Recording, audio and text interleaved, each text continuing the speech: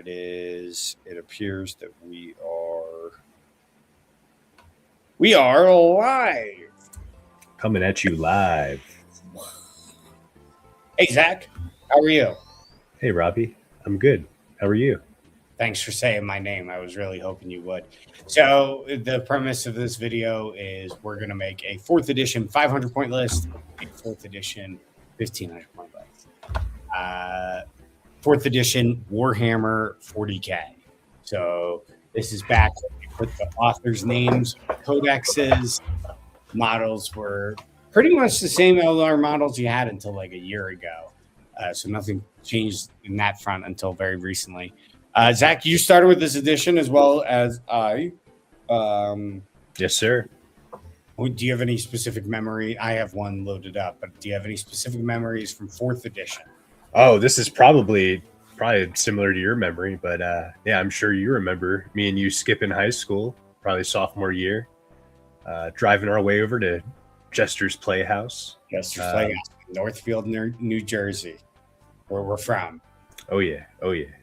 Yeah. And I remember the night before, I believe we stayed up super late just looking at models because we had just discovered what it was. I think you would have probably found out about it on Something Awful at the time. I found it on a Something Awful thread where a guy, for some reason, lit a spider on fire in front of his Space Marines.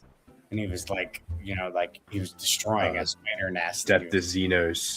Death to the Xenos. I'm like, what are these little plastic guys? Yeah, hold on a minute. Involved into this whole conversation about Warhammer, and I learned about Warhammer. And then I learned that I actually knew about Warhammer from beforehand because our other friend, Johnny, Johnny won a Wave Serpent, one of the only Wave Serpents in the U.S. at the time of the release because Jester's Playhouse got one special ahead of time.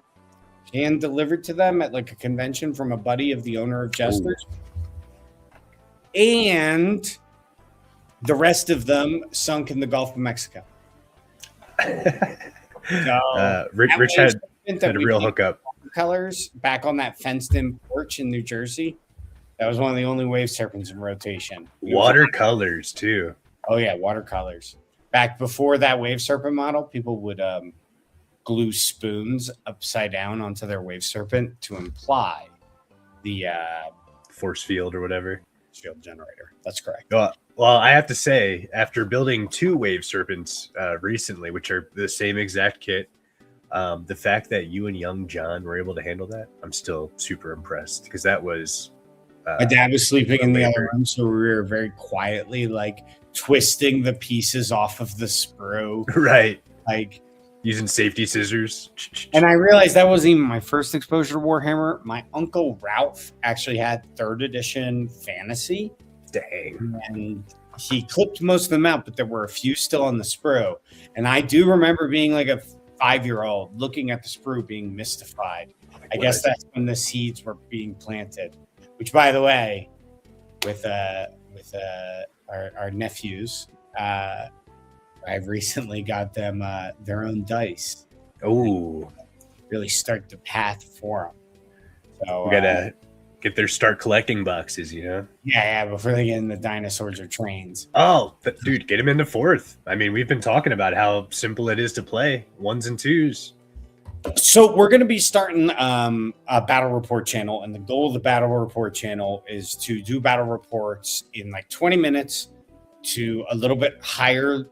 Maybe standard than we're used to putting out. And so it's going to be a fun challenge for us and push us to kind of do cool things. We've got tripods. We've got a green screen. We theoretically will have a camera set up that we'll be looking at the dice while another camera is set up here. We could theoretically stream this if we wanted to. Yeah. It would actually be kind of neat. We'd be, because while this is streaming, it's also recording for us. Or at least I hope. Is it recording? Recording. Uh-oh. Recording hasn't started. Oh boy. Well, that's good because now we found it out now, rather than at the very end. Like, okay, record. Okay. All right, hold on. We'll be right back, friends.